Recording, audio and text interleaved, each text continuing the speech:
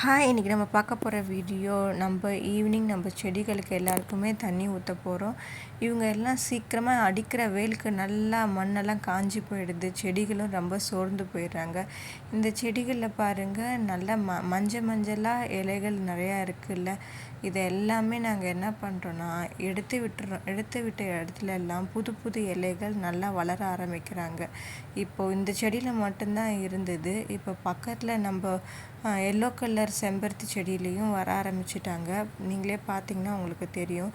இந்த மஞ்சள் கலர் செடிகளை பிச்சு கீழே மட்டும் போட்டுறாதீங்க, அதை எடைய போடுங்க. ஆக்சுவலி அது போட்டால் அது இன்னும் செடி வீணாக தான் ஆகும். நம்ம பட்ரோஸ் எல்லாத்தையும் தனித்தனியாக உடச்சி நட்டு வச்சோம்ல, அதுங்களும் நல்லா வளர ஆரம்பிச்சிட்டாங்க. பார்த்தீங்களா, இந்த செம்பருத்திலையும் நிறையா மஞ்சள் கலரில் எல்லாம் வர ஆரம்பிச்சிட்டாங்க.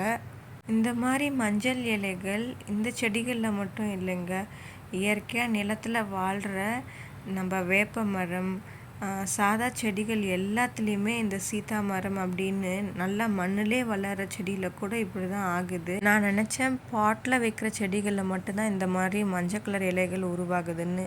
அப்படி இல்லை, எல்லாத்துலேயுமே அந்த மாதிரி உருவாகுது. அது ஒரு சீசனாக என்னன்னு எனக்கு தெரியல. அப்புறம் நம்ம வீட்டில் இன்னும் சில செடிகளை வச்சுருக்கோன்னு அதை பற்றி அப்டேட் கொடுக்கவே இல்லை. அதை பற்றின வீடியோவை இதுக்கப்புறம் நம்ம வர வீடியோக்களில் பார்க்கலாம். நம்மளோட செடிகள் எல்லாம் நல்லா வளர்ந்துட்டு இருக்காங்க.